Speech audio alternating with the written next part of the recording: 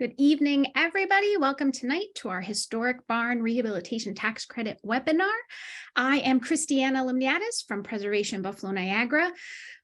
Before we get into tonight's topic and hear from our speakers, Tabitha and Olivia, I just want to do some housekeeping and welcome messages. Again, tonight we are going to talk about the barn tax credit, and we hope that you'll have lots and lots of questions, and we're eager to answer all of those questions. Since we are in a webinar format tonight, all of those questions are going to have to be typed into the Zoom window, right? If you wiggle your mouse, please make sure that any questions, find that Q&A box on that option there. Please make sure that any and all questions that you want answered live tonight, put through that Q&A box. There is certainly the chat box. I'm going to be sharing some links as our speakers are discussing things tonight. And if there's any comments or anything, by all means, you can use that chat box. But with such a large group tonight, it would be really great if you make sure to put any of your questions that you want answered in that Q&A box. We are recording this program today. So we will be making this recording available for those of you who have friends that maybe couldn't attend, or if you want to revisit any of the information presented tonight. And we also will be sending out a follow-up email with the link to that workshop, to the recording, as well as any other links and documents that are relevant to the barn tax credit. So without further ado, I would like to introduce Tabitha O'Connell, who will introduce PBN and tonight's program. Tabitha.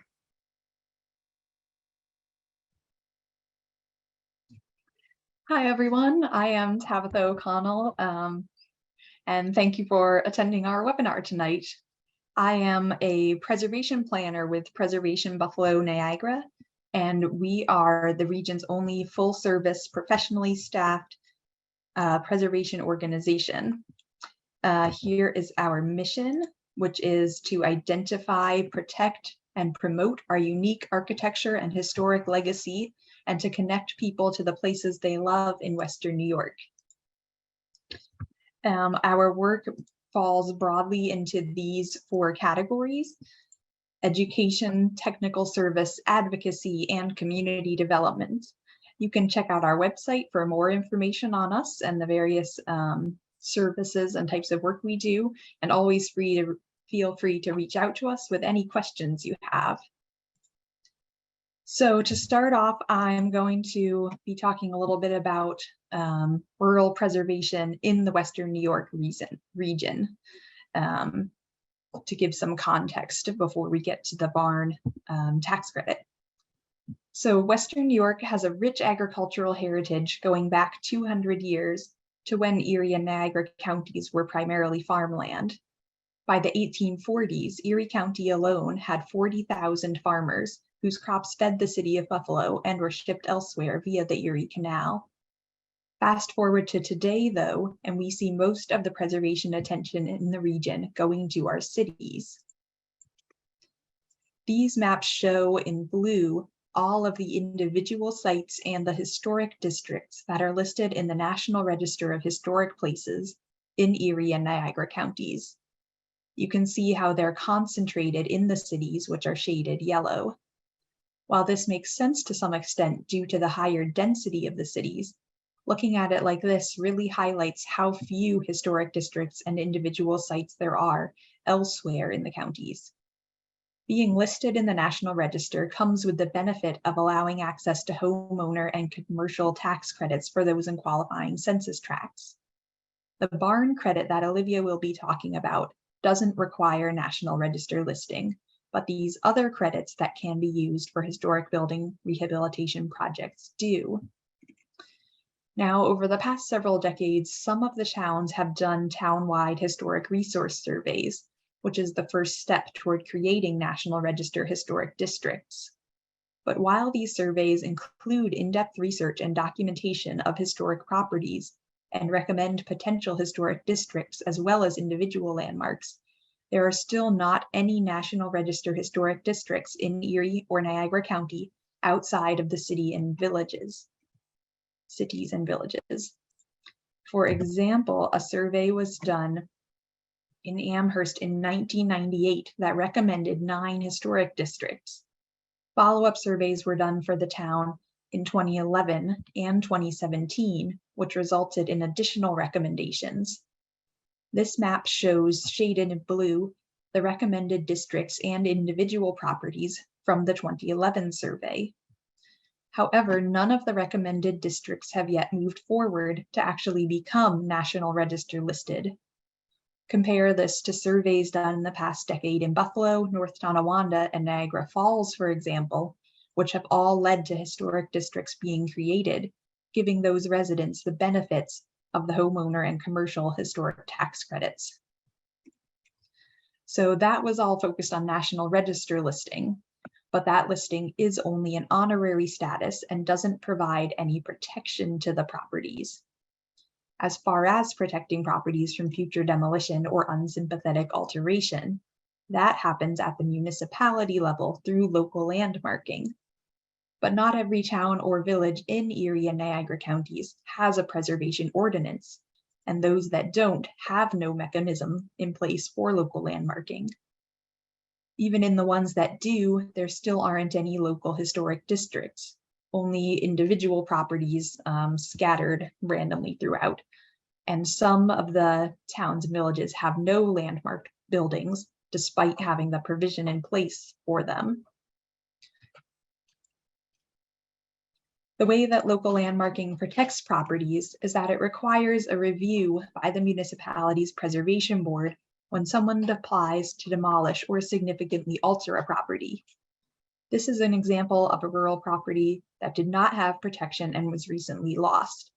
It was a farm on Transit Road just south of the intersection with Genesee Street in the town of Cheektowaga, which I believe, unless I'm forgetting, does not have a preservation ordinance. This was the only remaining farm on this stretch of transit and likely dated back to the 1850s or earlier, but it was recently demolished to make way for a new development. And so we've lost this piece of rural character on Transit Road.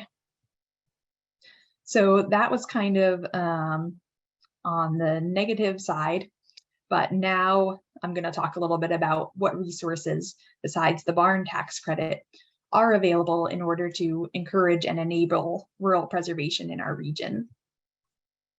So from a financial angle, as mentioned, National Register listing allows for historic tax credits for homeowners in qualifying census tracts.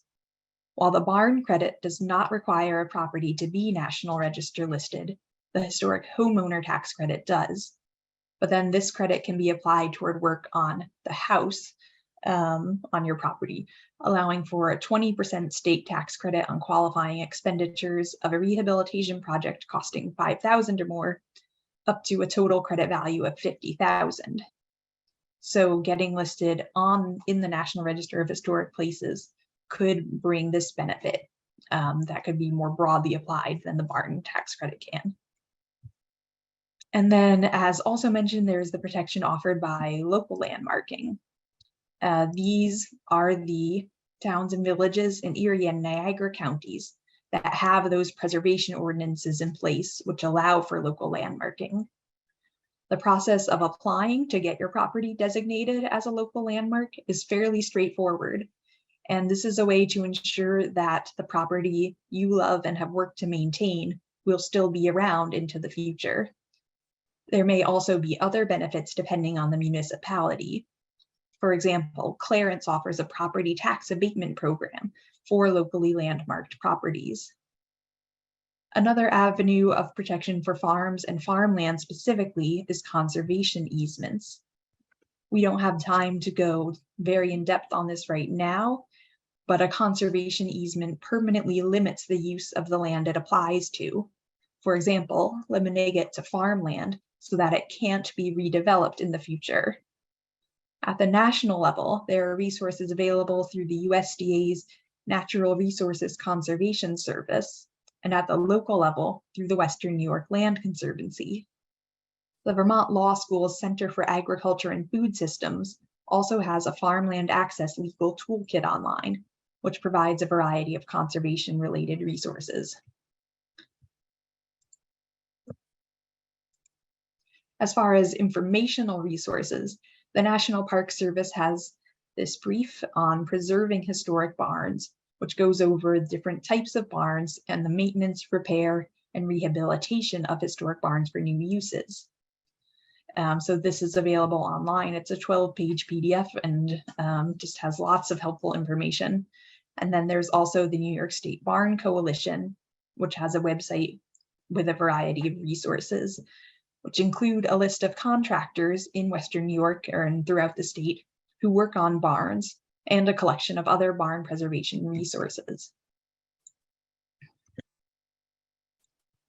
Finally, for information specific to our region, the town-wide surveys that I mentioned before have a wealth of information about the overall histories of the survey areas and about specific properties within them. This information can be used as a foundation for a National Register or local landmark nomination. The town-wide surveys that have been done include Amherst, Clarence, and Orchard Park. And I'm going to call special attention here to the town of Clarence's reconnaissance level survey of barns and agricultural structures done in 2014. This was done in addition to a more general survey that they did in 2008. This 2014 survey was specifically focused on barns and other agricultural structures. And besides all the information specific to these Clarence structures, it's an excellent resource for anyone in the area with a historic barn, as it provides descriptions of the different types of barns and other agricultural buildings found in the region. So as Christiana mentioned, we'll be sending a follow-up email. We'll include links to these different resources. And if you are interested in learning more about or pursuing National Register listing or local landmarking for your property, please don't hesitate to reach out for us, as we will be very happy to do what we can to help with that. So now I will turn it over to Olivia to talk about the barn tax credit.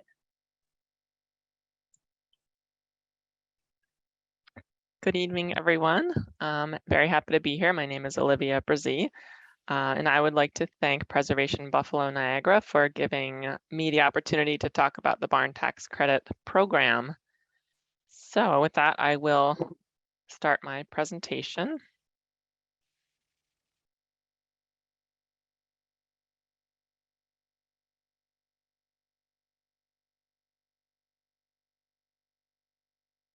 So I assume everyone can see that, hopefully. Looks good. Great, thank you. Thanks for the confirmation. So I've been with the Office of Parks, Recreation, and Historic Preservation since 2015. And what I do there is basically I help make sure that state and federal preservation laws are being implemented. And I also review tax credit applications for the federal commercial tax credit and obviously the barn tax credit program, which we've had in place in its current form since May of last year of 2022. My career prior to coming to the Office of Parks, Recreation, and Historic Preservation was doing preservation work, regulatory work down in New York City. So as you can imagine, I didn't encounter too many barns in my work down in New York City, but barns are near and dear to my heart. My family has a family farm in the Hudson Valley. It's been in our family since 1943.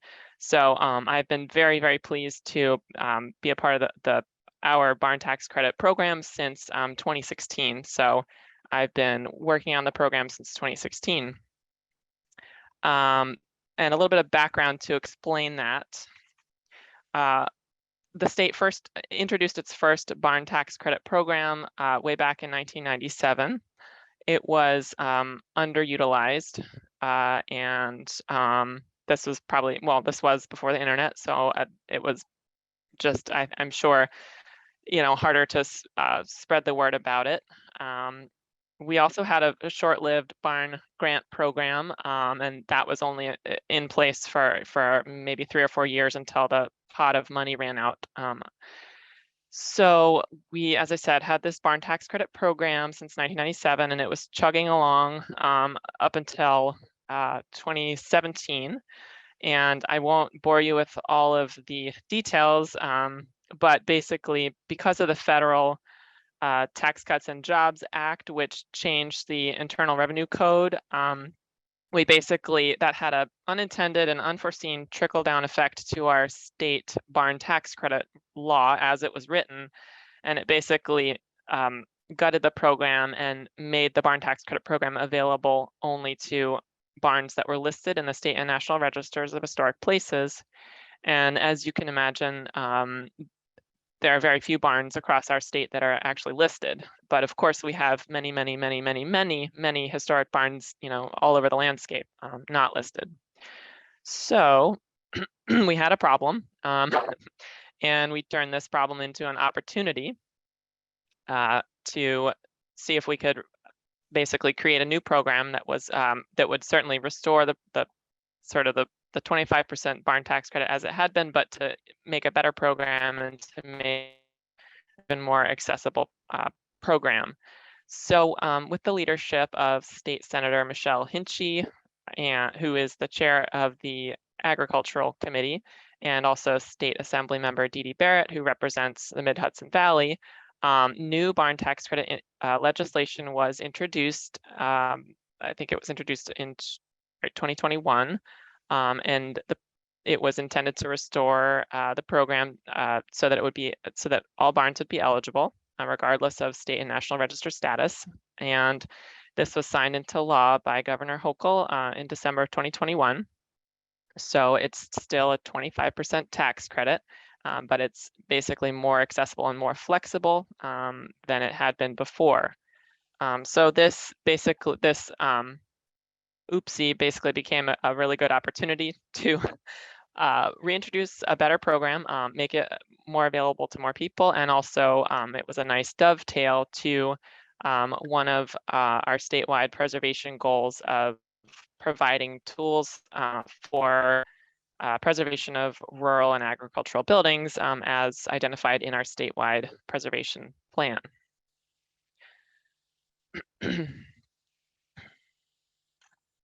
So I will go through the program eligibility requirements. This slide, this is just a snapshot of our info sheet, which basically gives the program eligibility requirements and instructions on how to fill out the application form.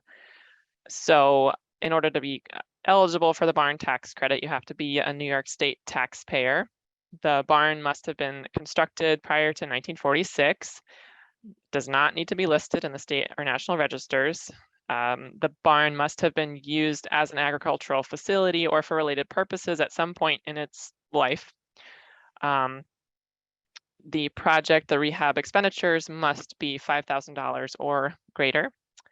And the rehabilitation work can't drastically alter or change the historic appearance of the barn. And I'll go into that point in a little bit more detail later in my presentation. The barn can't be converted to a residence and be eligible for the barn tax credit. And you can't have been using the barn as a residence and then apply for the tax credit. One of the major benefits or sort of points of appeal of this barn tax credit program is that it is a retroactive program, so you can apply for work that you've already done, which is really great. So this goes back to the point about trying to make it a program that's more accessible, more available to more people.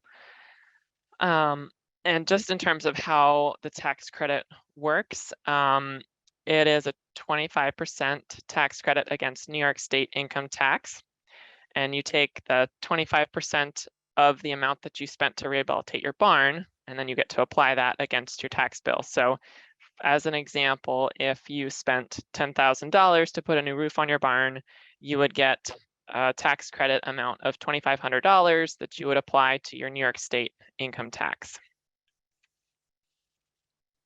So here I'm showing it's basically a two-part application form. So this is the part 1 and 2. And the purpose of the part 1 and 2 application is to provide your contact information, the barn owner contact information, and to check the boxes to make sure that the project is eligible for the tax credit. And then also to provide the description of proposed work or completed work, and then provide the photos of before and after. And if anybody's used our historic homeowner tax credit program, this application form will look familiar because it's really similar to that program's application form, and we hope it's easy to use. So this is the Part 3 application for once you've completed your barn rehab project. And it will ask you for your contact info again, and basically signatures, and then photos of the completed work. So like I said, the program it allows for retroactive applications. So if you've already done your work, you basically just need to submit the first 2 pages of the Part 1 and 2 application, and then all of the Part 3 application all at once. And then you get your approval. If you haven't done the work yet, you're planning on doing the work, you could submit Part 1 and 2. We would approve that. And then once your project is done, you submit the Part 3, and we review that and give final approval. And this is a list of the qualifying rehabilitation expenditures and also the non-qualifying rehabilitation expenditures. These lists are not exhaustive, but some typical qualifying rehabilitation expenditures would be roof replacement. I think that's probably the #1 work item that we've seen so far in the applications we've reviewed. Foundation repair, repainting, repairs in kind, all of that qualifies. Examples of expenses or work that would not qualify for the barn tax credit would be equipment rental, site work, sort of not related to the structure of the barn, and owner labor, to name just a few. So we also have a frequently asked questions sheet for the program that addresses some of the sort of questions about the financial aspect of things, and it's on our website along with the application forms. While our homeowner application, our homeowner application is an online application that's been rolled out recently, we are still a hard copy paper application for the barn tax credit application, but eventually we will move that online as well, so that it'll do just on our website. So this was just a brief overview, and I'm happy to get into a lot more detail in our Q&A. But this is basically to conclude my favorite portion of the presentation, telling everybody about the program activity to date. So we've had almost 100 applications come in since we rolled out the program in May 2022. Total amount of qualified rehabilitation expenditures, roughly 3.6 million. So that represents basically almost $900,000 worth of tax credits. We've seen projects as small as $5,000, projects approaching $200,000. And we've gotten 4 applications from Erie County and 2 applications from Niagara County. So that was basically a snapshot. With that, I will conclude and we can move to the Q&A.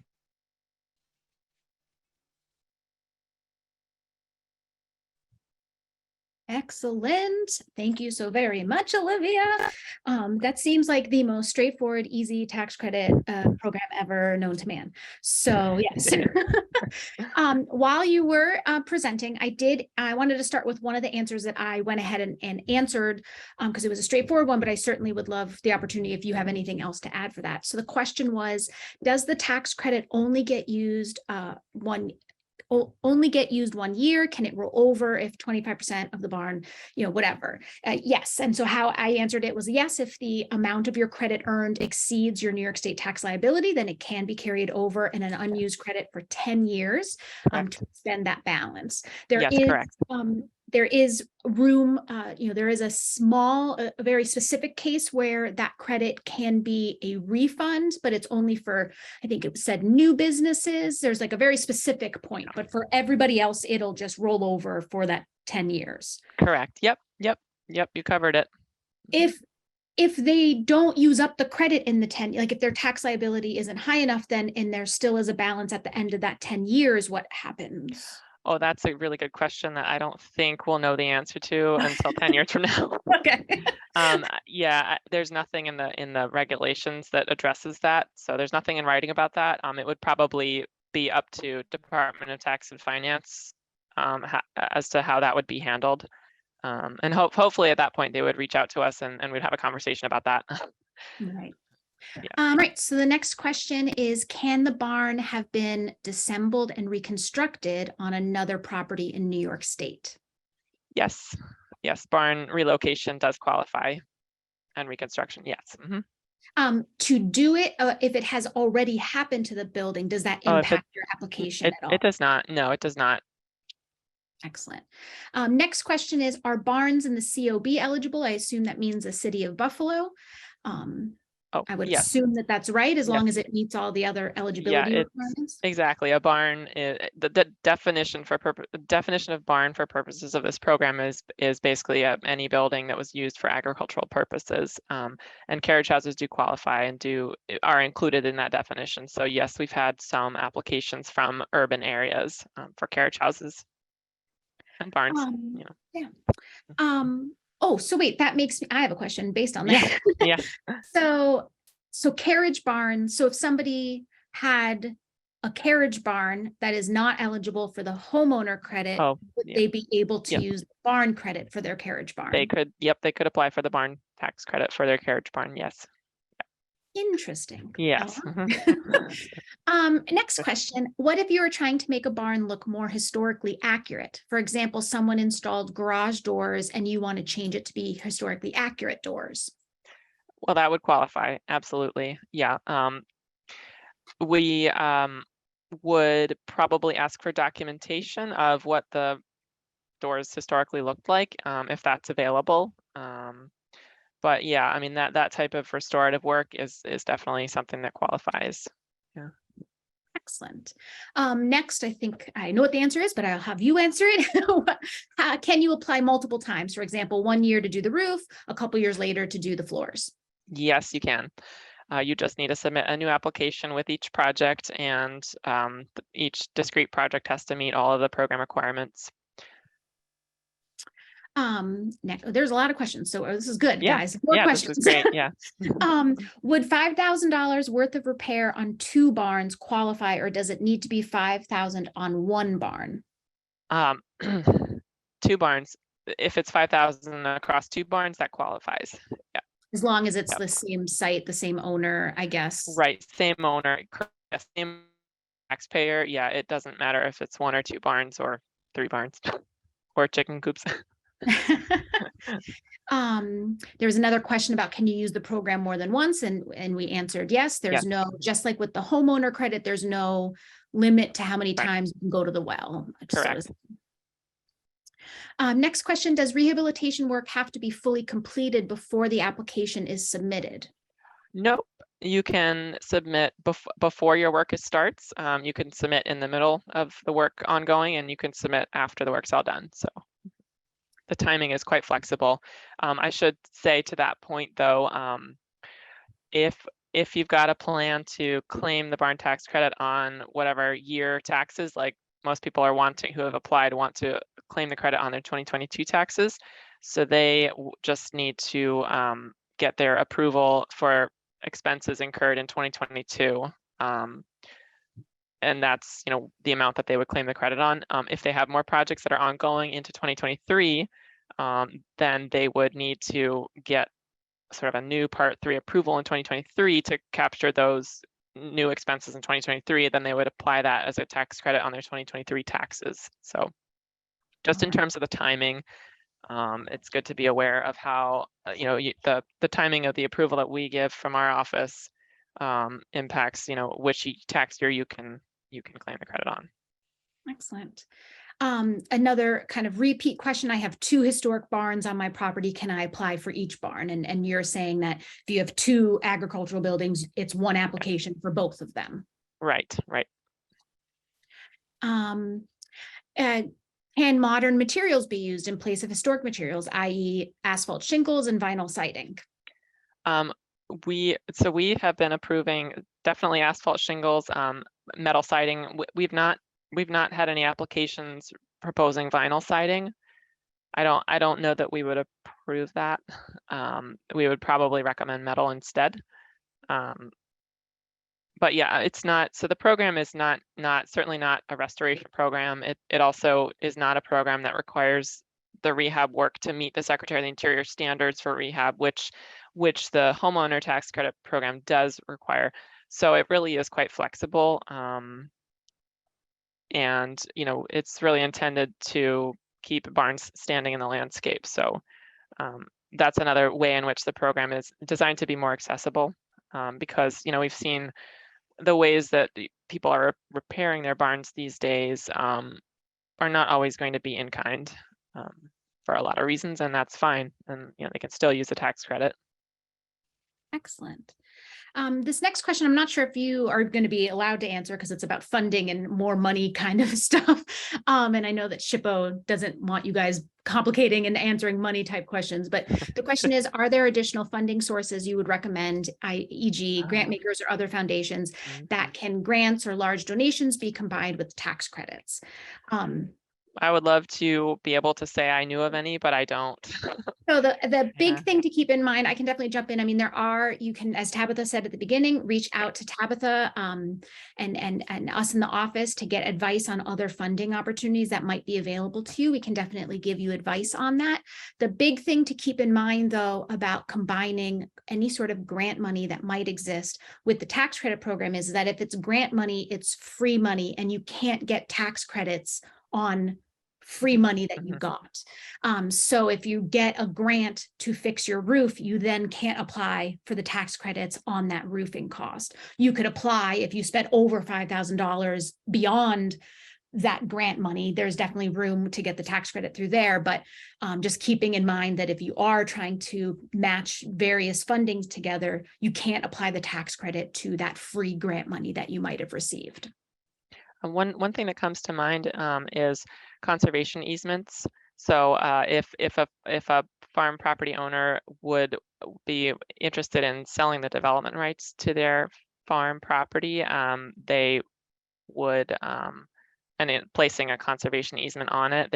There are certain localities and counties and and municipalities that have programs for that, where they would basically pay the owner a certain price for placing a conservation easement that would prohibit development in perpetuity. So that in effect is a source of funding, but of course it comes with it the prohibition for developing the site. But that has been a tool that's been used for farmland conservation, as I'm sure many people are already aware. So. Here's another kind of repeat question, but just to make sure we all understand, does the exterior work need to meet the standards of the Secretary of Interior standards? Is the roof being replaced with asphalt? Can new metal or other materials be used? Right. So the work does not need to meet the Secretary's standards. We basically look at what the existing condition of the barn is, and we look at what the program, or what the barn owner is proposing to do, or what the barn owner has done. And as long as the barn's appearance isn't drastically altered, the application gets approved. So the form, the massing remains mostly the same. Window and door openings remain mostly the same. Not huge amounts of change in those areas. They'll get approved. Excellent. Would an agricultural structure that isn't a barn qualify? For example, a greenhouse? Yes, qualifies. Yeah. Excellent. Do you have to use specific contractors? No, there's no requirement for any kind of certified, pre-certified, pre-approved contractor at all. I know that that's one of the biggest challenges for anybody trying to do work on any historic building, let alone a barn, is to find a qualified contractor. And we understand that's a big challenge. And we have worked with Jana Rudler at the Preservation League of New York State to basically, she is a really great resource for directing people who are looking for contractors to the right resources. So we work with Jana. People come to us with that question. Since we're a state agency, we're not allowed to make recommendations for specific kind of contractors or anything like that. So we send people to Jana, and then she gives them the information that's relevant to their region. So. And we have contractors as well. I mean, I think Yeah. that Jana's list is probably way more exhaustive than ours and handling much more of the state. Just knowing that there are people on this call right now from all over New York and not just Western New York. So PBN can definitely offer any recommendations that we have too. Next question is, when will this recording be available to watch? We'll be processing the recording and putting it up on our YouTube and including it in the follow-up email within the next week or so. Next question is, I have purchased the property as an LLC and get the tax credit if I don't live in New York, but my business is registered in New York. I think this is a question that needs to be passed on to a tax professional. Yeah, that's the thing I'll say first and reiterate first. I can say that it's a credit against New York State income tax. I'll also say that the regulations are silent on the point, or they're silent on the issue of LLCs. So I think that's as much as I'll say. Yeah, so you can definitely reach out to your tax professional that you deal with, whoever you do with that stuff. Certainly can also reach out to the Department of Tax and Finance to get that advice. But yeah, SHPO can't give us any advice on that. Yeah. Next Sorry. question. No, it's fine. I mean, that's what the rules are. Yeah, no, we get that question so much, and we're like, we wish we could help you more, give you a more clear answer, but we just can't. So that's. If a carriage house owner is doing some work under the program, will the program cover materials? So yeah, the cost of materials used by an owner, I think that might be the question. The cost of materials is a qualified rehabilitation expenditure? Yes. Owner labor or is not. So this is a question about, and this is something that we often get questions with the homeowner credit too, what comprises as a one project, and am I applying for the tax credit just for each individual scope of work, or am I combining all the different scopes of work into one application? Well, it can be done either way. It depends on the barn owners, their own timing and sort of timeline for when they want to get their work done, and also when they want to claim the credit. I mean, the nice thing about the application, the way it's broken up into the part one and two, and then the part three, you basically can apply for chunks of work on a rolling basis is the point. So, oops. What kind of proof do you need for the age of the barn? We know that this person's barn was from about 100 years ago, but what kind of documentation do they have to submit? That's a good question. No documentation needs to be submitted to prove the date of the barn. Photos are almost always going to be the only thing that we need to look at and say, yeah, this barn is pre-1946. If we look at a barn and we're like, we're not sure, then we will work with the owner to do a little research to try to figure it out. So excellent. Another kind of money question, can pro bono services be considered in-kind donations applied monetarily towards the credit? Oh, geez. I don't know. I don't think that that's possible, because again, if it's a pro bono in-kind donation, then it's not cash money that you've spent on that building. You can only get the credit on the money that you've spent on the property. Capital expenditure. Yeah. The roof of my carriage house is slate. An engineer has stated that it's too heavy for the building structure. Will the program cover a metal roof replacement? Yep. With that, I will give a little caveat there. If the carriage house is in a listed historic district, we might not approve it, given that if they were to apply for the commercial or the homeowner tax credit, that metal replacing slate would probably not be approved, because that would not meet the Secretary of the Interior's standards for rehab. But otherwise, if the barn is, if the carriage barn is not listed, then yeah, we would approve that. Yeah, just be mindful of your local level landmarking. Well, I can't speak English today, sorry. That is not a question. How long of a timeline do you have to complete the project if I submit the application before the project is actually completed? For instance, if I start my application in 2023, Yeah. can I complete the project in 2025? Yeah. There is no time limit. The relevant piece of information that I'll give is the tax credit program allows for a 5-year look back period. So at the time that you apply, you can reach back 5 years and claim expenses on the barn that you've made in that 5-year window. But anything beyond that, you wouldn't be able to claim. So if you submit an application and it takes you more than 5 years to complete it, you wouldn't be able to capture those expenses that were more than 5 years from the time that you complete the project. So. Tabitha is quick and answered a question for me, but I do want to just say it out loud so in case other people have that same question. Just a reminder that as far as, the eligibility for the building, it has to be built before 1946. And again, as Olivia said, there's no requirement that you have to prove that documentation. It just needs to be clearly evident that it was built before 1946. This is a good question. What if the ownership of the property has changed either in the middle of a project? The way the question is worded is just changed during 2023, but 2022, like if it just changed, then the new owners is applying. But if one owner submits the paperwork and it gets approved and then it's sold, how does that impact? I think the new owner would need to it depends on who would be wanting to claim the tax credit. I'm assuming that, if it's a project that gets continued by the new owner, then that would be a little complicated. We haven't had that scenario. I should say. They just posted a clarification. Oh, okay. Not sold, but if it was like inherited by family members due to a death, like if it was just that kind of a thing.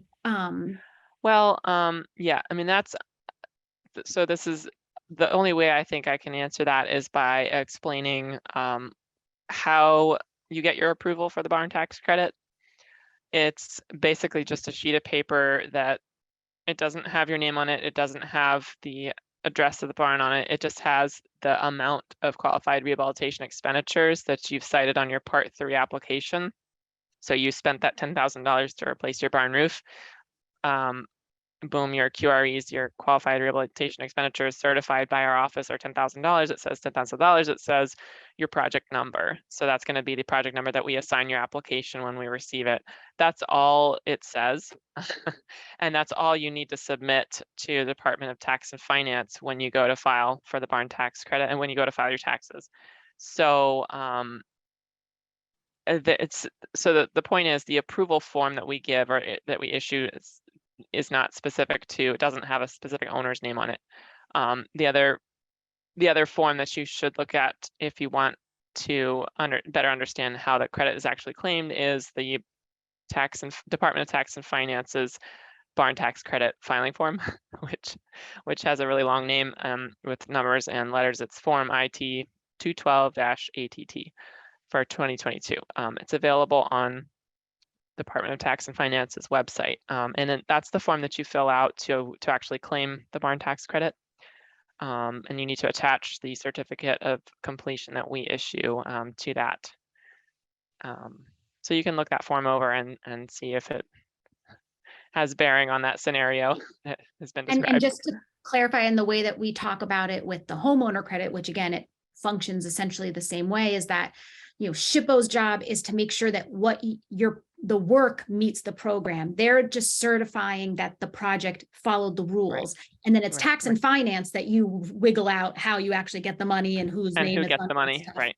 Yeah. Exactly. So like that kind of questions, you definitely need to talk to a tax professional just to make sure if you've inherited it, then the paperwork that you've taken ownership should be fine and you should be able to claim the credit. Next question is again, there's lots of people here, not all from Western New York. Are there any challenges or complications you know of with barns inside the Adirondack Park? I'm not sure. None that I'm aware of. So the barn tax credit program is a voluntary program, and if you own a barn anywhere, and if you're a New York State taxpayer, you can apply for the credit. So I don't anticipate that there would be any overlap with any kind of Adirondack Park regulations. I mean, I'm not familiar enough with what goes on in Adirondack Park in terms of like the regulatory landscape to really answer that question, but the fact that it's just a voluntary program that's applied for by private property owners, I think means that there wouldn't be any kind of regulatory overlap, but I could be wrong. We got 3 more questions left. Again, any other questions you have, just put them in. Ooh, more questions. Jinx. All right. So next one is, if a carriage barn is restored and tax credits received, is there anything that prevents it from being converted into a residence later? Nope. Is there a time limit? Because like for the homeowner credit and the commercial credit, if you break some of the rules or something within a certain amount of time, then you risk paying it back. Does that apply for this credit? It does not. Yeah, you're referring to the 5-year recapture period for the commercial credit. There is no similar thing in the barn tax credit program. A point about that though, if you're doing a rehab of your barn with the intention to convert it to a residence, we would probably say, oh, it looks like you're putting in a lot of plumbing, a lot of windows. Like, are you going to turn this into a house? At which point you might not be eligible. But if what you're doing is just rehabbing the barn as a structure, leaving it like a barn, and then 2 years later you're like, oh, I want to turn it into a house, but you've already claimed the barn tax credit, that's fine. Like, you can do that. So, yeah. If a 1890s carriage house that originally included a caretaker's apartment, is that excluded then from the program if that residential use is maintained? The apartment is approximately 20% of the building's total area. That's a really good question, and it sounds like a kind of a needle in a haystack sort of, or the exception to the rule.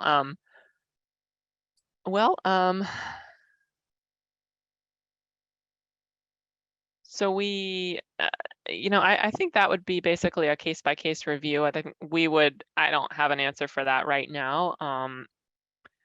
We would, if an application for that particular carriage house came in, we would look at the existing conditions, what historic fabric is left. We would look at the proposed work, and basically figure out what the qualifying rehabilitation expenditures could be, and which could be counted as QREs and which might not be countable as QREs. Excellent. I love this. This is my favorite question when this happens, from all of the tax credit programs. What kind of receipts have to be submitted to document costs? Right. So we don't require that receipts get submitted with your application. We do recommend and stress that you should keep your receipts in your own personal files in case you do get audited by the Department of Tax and Finance, which is probably not likely, but just keep your receipts. Some people do submit copies of their receipts with their application, and that's fine, but it's not something we require. Excellent. This is a great, interesting question. I am 7 years into dismantling, relocating, and repairing, and then reassembling a 1940s dairy barn. The barn itself has been reassembled for 6 years and restored. And they're currently working on assembling and salvaging the wooden silo alongside of it. As they continue this progress, they want to create like a venue space in the building. Would this project qualify, either the previously completed work or in the future work?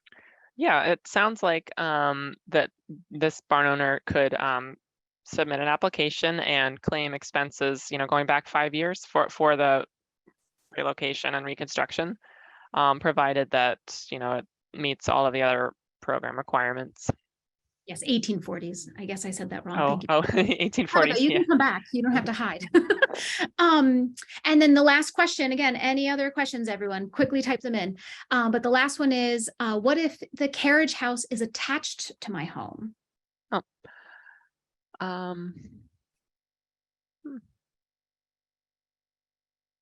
Yeah, I don't think that would disqualify and make it ineligible.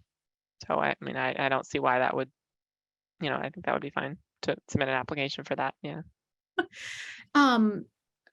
a personal question about your family's farm in the Hudson Valley, if you want to entertain that question. Does your family have any Dutch barns on the structure, or is it more modern? Oh, no. So no. It's an interesting sort of story, I guess, typical, but the barns that had been standing on the property since actually, yeah, I feel like they were mid 19th century barns. They burned down in 1999. My uncle went hunting for barns of a similar size and footprint to, buy historic barns and, disassemble and reassemble on site, which he did. So the two barns that are standing now are from the 1880s. And so one came from Pennsylvania, one came from like Saugerties area, I think. Wow. There is an adjacent next to my farm property is another former farm, which does have a Dutch barn standing, and my cousin owns that, and it's really beautiful. Excellent. I'm from Albany originally, so that's okay. Super all about Dutch. Yeah. Great. Another Yeah. question just came in. Would a farm shop qualify? It's essentially a small 2-story barn. Yep. Yep. And then who would be contacted for clarification of review? And so, any questions? I'm the barn tax credit lady. I'm it. There's nobody else. And again, we're going to send that follow-up email. Olivia's contact information is available on SHPO's website. We already gave that link for SHPO's website, but we'll definitely have in that follow-up email very clearly Olivia's contact information so that everybody can contact with further questions. Yes, and I'll say I'm happy to field any questions about anybody's barns or projects over email or by phone, but prior to submitting an application. So I'm happy to do that. Right. And that's why I think Tabitha and I were so happy to see so many people from around the state registering for this program. And the figures that you presented before, Olivia, whereas only like 100 people have participated, like, we got to use this, y'all. Like, email Olivia, ask as many questions as possible. Let's get this money is just sitting there waiting for you, waiting to help you fix your buildings. Let's get that done. I think between 1997 and 2015, if we had 100 applications, we were lucky. So we weren't tracking it. But having 100 in less than a year is way more than we ever had before, which is great. So we have had a happy accident of increased program activity since we reintroduced the program. So. And then I will just as a plug for future programming, we've actually one of those 100 people that have taken advantage of the program so far is a group that we've talked to and given advice to in Grand Island. And so we're actually talking to them about once the weather clears up a little bit in the spring to do a site visit and learn about how from them themselves, how the tax credit program worked for them, tour their site.